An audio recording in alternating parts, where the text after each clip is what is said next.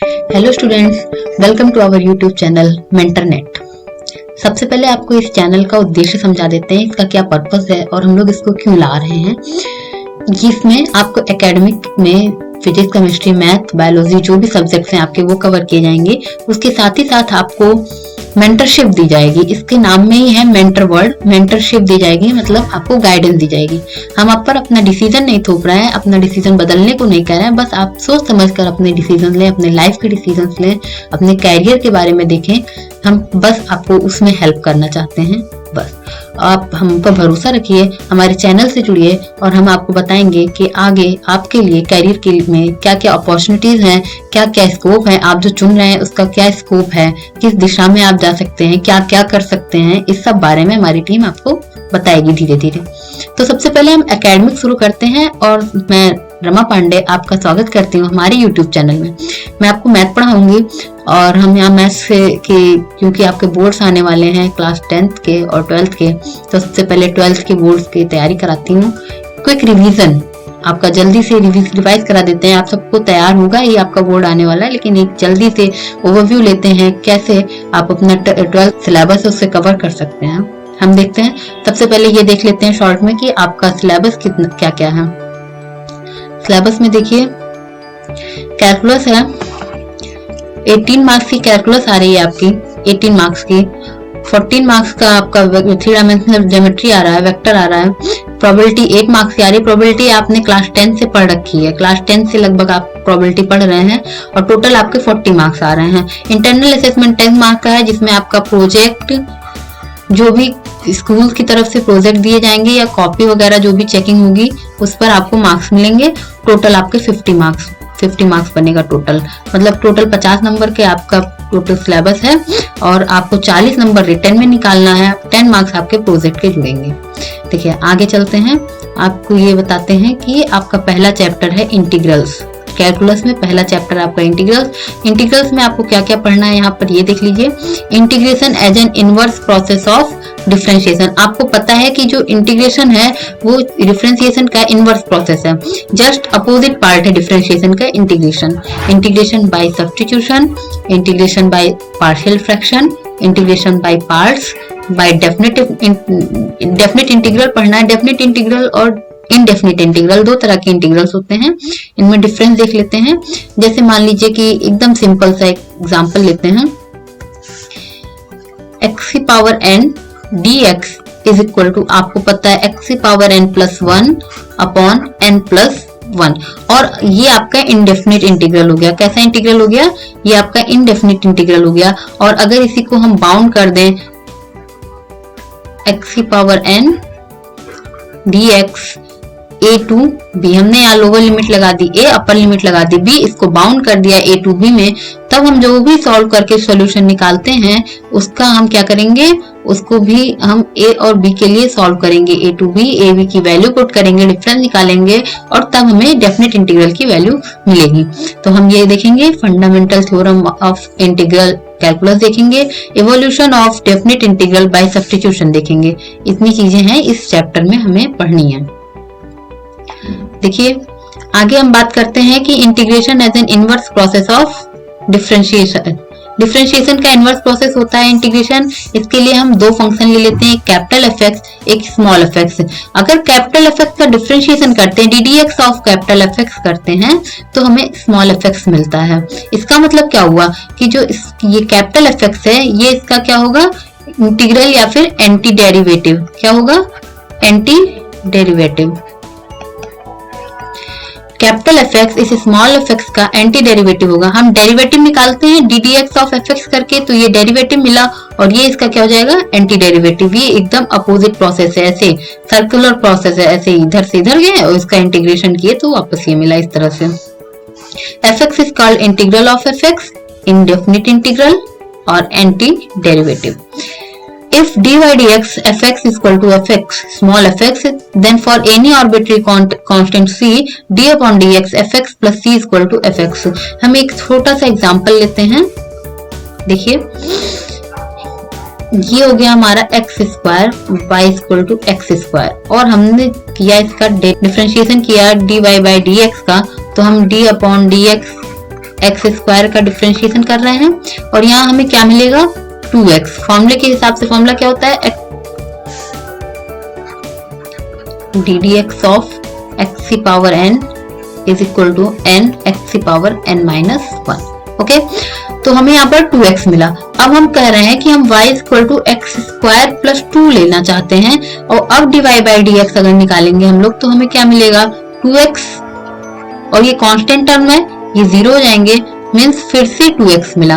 अब हम कह रहे हैं नहीं हमें एक्स स्क्वायर प्लस a का करना है, y इक्वल टू ये मानते हैं हम लोग और dy बाई डी एक्स करते हैं तो हमें क्या मिलेगा फिर से यहाँ पे 2x, ये कांस्टेंट टर्म है तो ये 0 मिल जाएंगे, मीन्स 2x हमें फिर से मिलता है। अब हम ये बताना चाहते हैं आपको कि y equal to x square plus c ले लें और इसको डिफरेंशिएट कर दें तो भी हमको जो डिफरेंशिएशन के बाद मिलेगा वो 2x मिलेगा।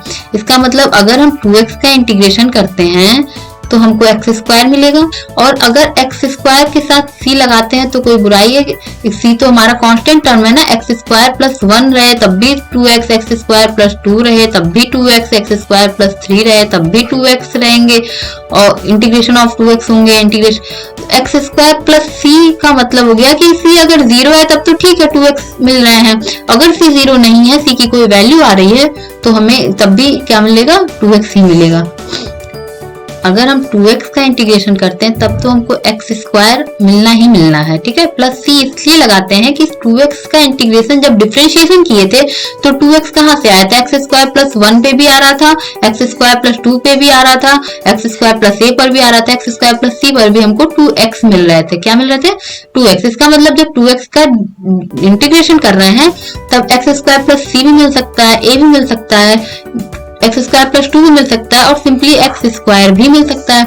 इसलिए हम एक्स स्क्वायर प्लस c लगाते हैं कि अगर c की वैल्यू 0 हुई तो कोई बात नहीं, 2x का इंटीग्रेशन एक्स स्क्वायर हो गया और अगर c की वैल्यू 1 हुई, 2 हुई, कुछ भी हो सकती है, कोई रियल नंबर ही होगी, रियल नंबर कुछ भी हो सकती है, 1 2 3 4 माइनस 1 2 3 4 कुछ भी, तो ये कांस्टेंट टर्म का यूज होता है, इसलिए कांस्टेंट टर्म हम लोग यूज करते हैं।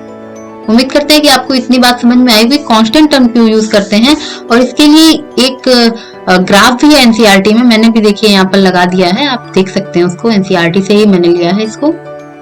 ये देखिए x y equal to x square, यही y equal to x square plus 1, इसका भी अगर हम लोग डिफरेंशिएट करें एक्स स्क्वायर प्लस 1 को तो क्या मिलेगा हमको 2x ही मिलेगा।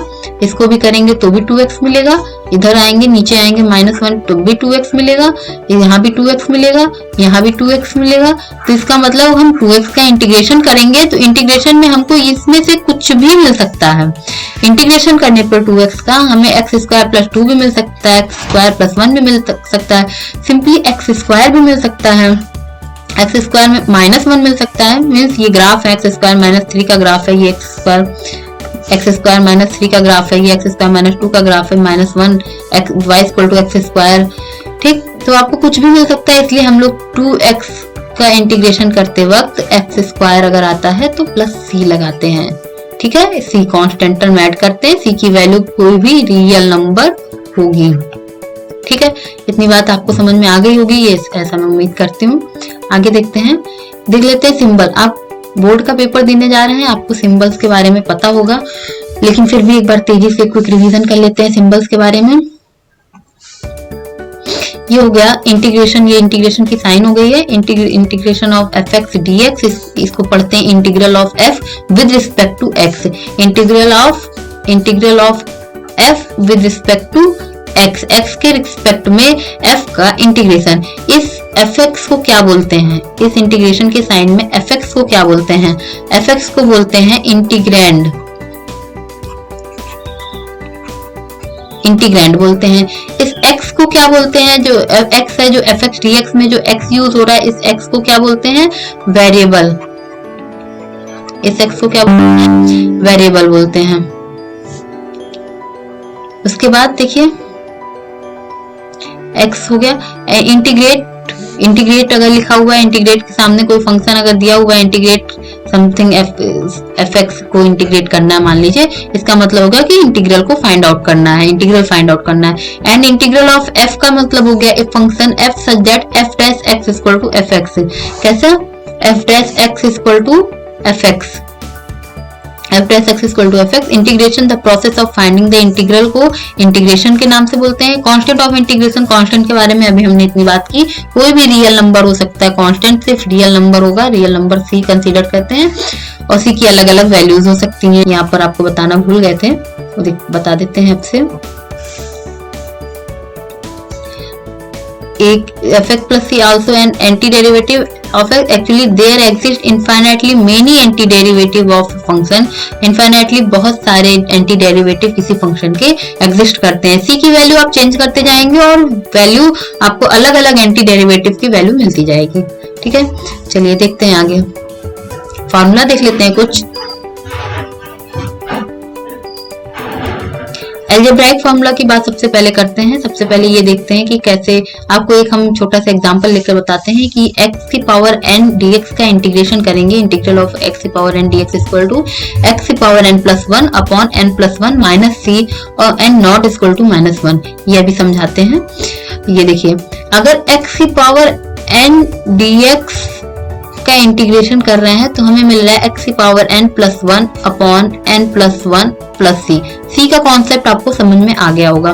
तो अगर हम इसका डिफरेंशिएशन करते हैं तो हमको ये मिलना चाहिए, क्योंकि ये कैसा प्रोसेस है, इनवर्स प्रोसेस है।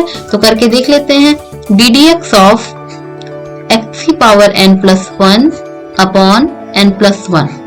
तो ddx का फॉर्मूला क्या होता है, ddx ऑफ n x की पावर n का फॉर्मूला क्या होता है, n x की पावर n माइनस 1। ये ddx ऑफ n का फॉर्मूला होता है, ddx ऑफ x की पावर n का फॉर्मूला होता है। तो यहाँ पर देखिए n यानी जो पावर में था उसको हम लोग आगे ले आते हैं, नीचे ले आते हैं, तो n प्लस 1 को हम लोग आगे ले आएंगे, n प्लस 1 ये हो गया।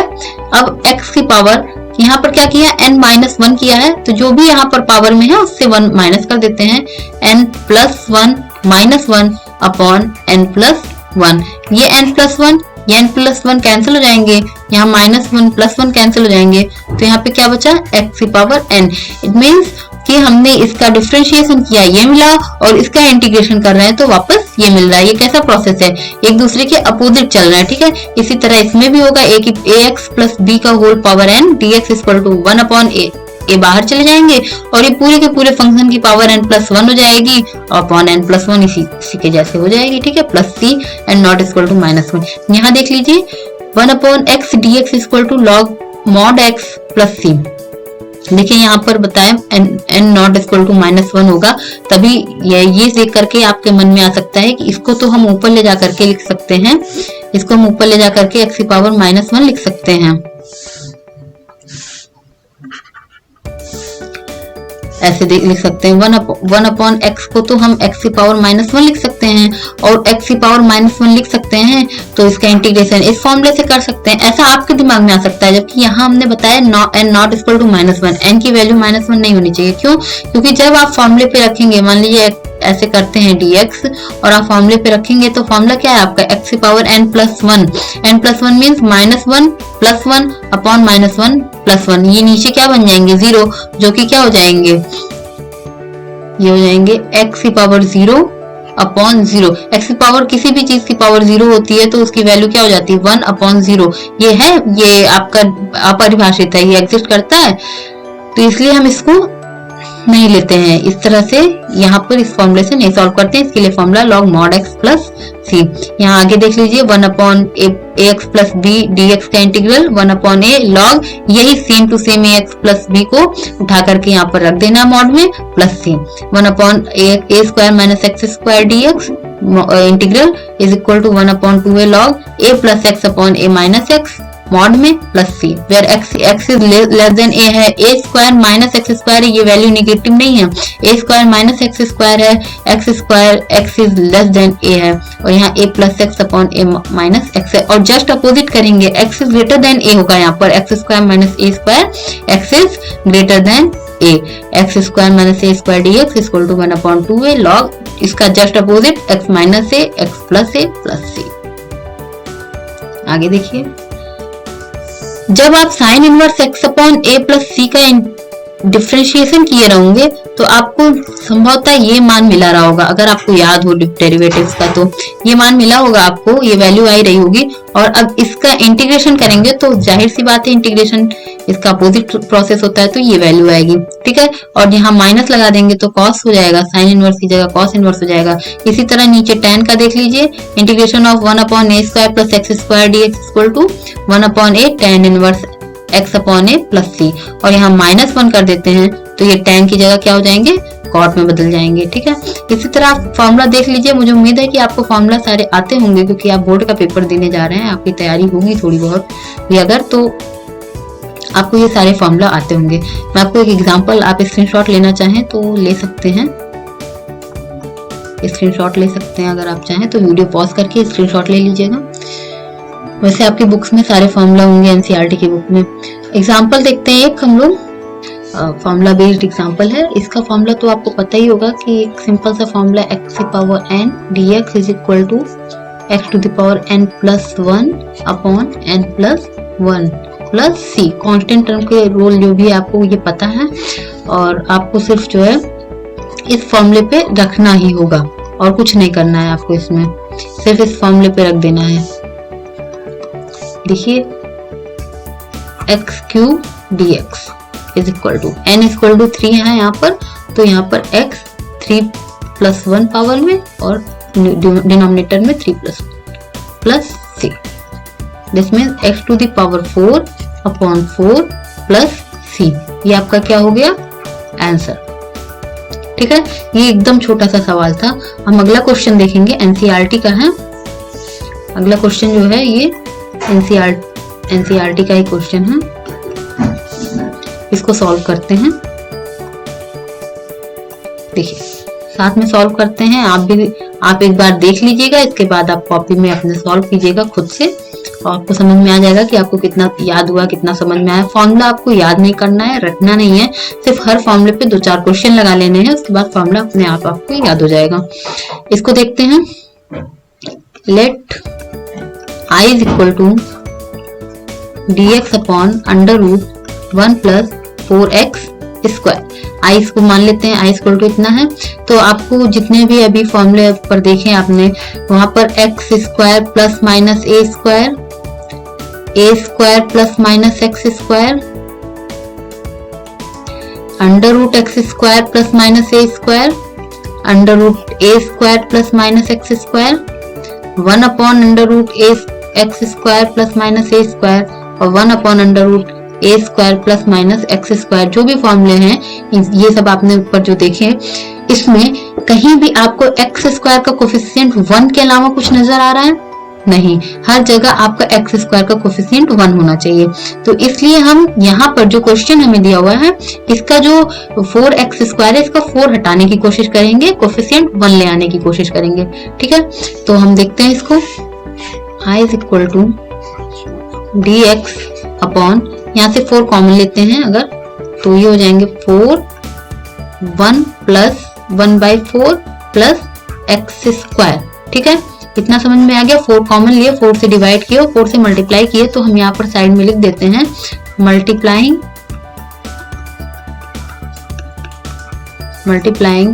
एंड डिवाइडिंग बाई 4 से मल्टीप्लाई और डिवाइड करने पर। तो हम ये देखते हैं 4 से मल्टीप्लाई और डिवाइड किए हैं तो इतना आया। 4 स्क्वायर रूट में जो 4 अंडर रूट में जो 4 है, इसको हम बाहर निकाल सकते हैं। रूट के अंदर जो भी 4 है इसको बाहर निकालेंगे तो ये बन जाएगा हमारा 2। तो हम यहाँ पर लिखते हैं dx अपॉन 2 रूट 1/4 को 1/2 का होल स्क्वायर लिख सकते हैं। 1 का स्क्वायर 1, 2 का स्क्वायर 4 प्लस x²। आई बात समझ में? अब आगे देखिए, अगले स्टेप में हम लोग देखते हैं, इसको 1/2 बाहर कर लेते हैं। Sign of integration dx upon, ये इनको सीधा थोड़ा लिख लेते हैं x² प्लस 1/2 का होल स्क्वायर। अब आप ये बताइए कि आपको ये देखने पर x² प्लस a² जैसा दिख रहा होगा। x² प्लस 1/2 को a मान ले तो ये a² हो जाएगा। तो इसका फॉर्मूला आप चाहें तो हम आपको एक बार दिखा देते हैं प्रीवियस पेज पर। इसका फॉर्मूला दिखा देते हैं प्रीवियस पेज पर आपको। ये रहा 1 upon under root x square plus a square d x equal to log mod x plus under root x square plus a square plus c. ठीक है, तो हम इस फॉर्मूले को यहाँ पर लिख लेते हैं आपकी सहूलियत के लिए। Since dx upon under root x square plus a square is equal to log mod x plus under root, जो यहाँ डिनोमिनेटर में है सेम वही फंक्शन यहाँ पे रखना है, x square plus a square plus c. ठीक है, अब आगे देखिए आप, हम लोग इस पर रखते हैं, यहाँ पर देखते हैं 1/2 i is equal to 1/2 log x की जगह है प्लस डिनोमिनेटर में एक्स स्क्वायर प्लस 1/2 का होल स्क्वायर है, तो हम डिनोमिनेटर में लिखेंगे, यहाँ फंक्शन में लिखेंगे, जो डिनोमिनेटर कॉपी करना होता है यहाँ पर हम लोग लिखेंगे, सॉरी यहाँ पर रूट छूट गया था, लिखेंगे under root x square plus 1/2 का whole square plus c. That's okay. आगे देखिए 1/2 लॉग, इसको थोड़ा सा सॉल्व करते हैं, मॉडिफाई करते हैं, उसके बाद ये हमारा आंसर दे देगा। देखिए x plus under root x square plus 1/4 लिख दें, आपको कोई दिक्कत नहीं होनी चाहिए, प्लस सी। नेक्स्ट स्टेप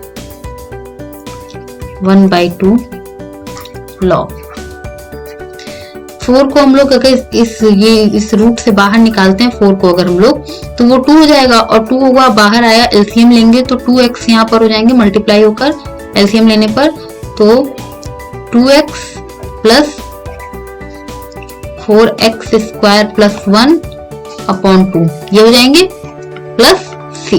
ठीक है, आगे देखिए एक फॉर्मूला और आपको एक्सपोनेंट चैप्टर में क्लास 7th में मिलता है, log m upon n is equal to log m minus log n। ठीक है, ये एक फॉर्मूला क्लास 7th की एनसीईआरटी में है, आप देख सकते हैं, अगर आप भूल गए हो तो रिवाइज कर लीजिएगा, क्लास 7th में मिलना चाहिए। तो हम इसके हिसाब से इसको ब्रेक कर लेते हैं, डिनोमिनेटर को अलग और न्यूमरेटर को अलग, दोनों को अलग अलग कर लेते हैं।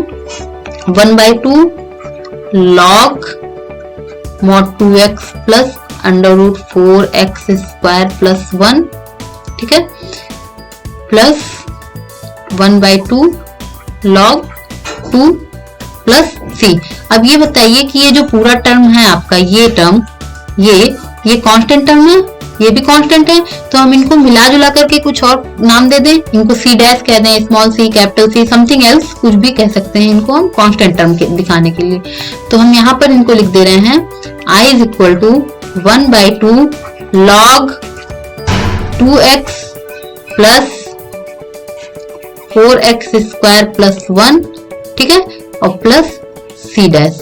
ठीक है, ये आपका आंसर होगा। उम्मीद करते हैं कि ये क्वेश्चन आपको समझ में आया होगा। एक और एग्जांपल ले लेते हैं, एनसीईआरटी से ही एक क्वेश्चन ले लेते हैं और देखिए, evaluate dx upon under root 9 minus 25x square. ये क्वेश्चन भी आपके कहां से है, एनसीईआरटी से। ठीक है, 9 माइनस 25x स्क्वायर, इसकी वैल्यू हमें फाइंड आउट करनी है। तो चलिए करते हैं, साथ में मिलके करते हैं, आप देखिएगा फिर आप लगाएंगे इसको अपनी कॉपी पे खुद से। ठीक है, तो पहले इसको let i is equal to dx upon under root 9 minus 25x square. अभी ऊपर एक जगह बात हुई कि x स्क्वायर के कोफिशिएंट को हमें हर हाल में 1 बनाना होता है, तो हम 25 से डिवाइड कर दें और 25 से मल्टीप्लाई कर दें या कॉमन ले लें, जो भी आपको आसान पड़े कहने में वो करिए। तो i is equal to 25 common लेना ही है हमको, dx यहाँ अंडर रूट 25 को हम कॉमन ले लेते हैं, तो ब्रैकेट में आएगा 9/25 minus x square. X square का कोफिशिएंट 1 बन गया है, हमको इसी से मतलब था। ठीक है, 25 स्क्वायर रूट में है, इसको बाहर करेंगे अगर तो 5 हो जाएंगे, और 5 हो जाएंगे तो हम लोग लिख सकते हैं कि dx अपॉन 5 अंडर रूट 9 3 का स्क्वायर होता है और 25 5 का स्क्वायर होता है, तो हम इसे 3/5 का whole square minus x square लिख सकते हैं आसानी से। चलिए आगे देखिए, 1/5 को बाहर कर लेते हैं कांस्टेंट टर्म में, dx अंडर रूट 3/5 का whole square minus x square. ठीक है, इतना समझ में आई बात। ये देखिए a square minus x square जैसा दिख रहे हैं, मतलब कि ये इस तरह दिख रहे हैं, dx upon under root a square minus x square, इस तरह दिख रहे हैं। इसके इंटीग्रेशन का फॉर्मूला होता है sine inverse x by a plus c. फॉर्मूले सारे याद रखने हैं आपको, रटना नहीं है, रट के नहीं याद रखना है, बस लगाते लगाते आपको याद हो जाएगा, इतना करना है। ठीक है, चलिए देखिए अब इस पे हम लोग रखते हैं, तो हम लोग रखेंगे i equal to 1/5 sine inverse x upon a की जगह 3/5 है, तो हम लोग यहाँ लिख देते हैं 3/5 plus c, that is 1/5 sine inverse 5x upon 3, ये आपको समझ में आ रहा होगा, प्लस i, ये आपको समझ में आ रहा होगा कि ऐसा क्यों लिखा हुआ है, ये आपका आंसर हो गया। ठीक है, उम्मीद करते हैं कि आपको ये वीडियो पसंद आई होगी, ये क्वेश्चन समझ में आए होंगे। अगर आपको कोई प्रॉब्लम है, किसी भी स्टेप में प्रॉब्लम हो रही है, तो आप कमेंट सेक्शन में लिखिए, वो क्वेश्चन मैं दोबारा बताने की कोशिश करूंगी। और आपको अगर वीडियो पसंद आई हो तो वीडियो को लाइक करें, चैनल को सब्सक्राइब करें और अधिक से अधिक मात्रा में अपने दोस्तों को शेयर करें। Thank you.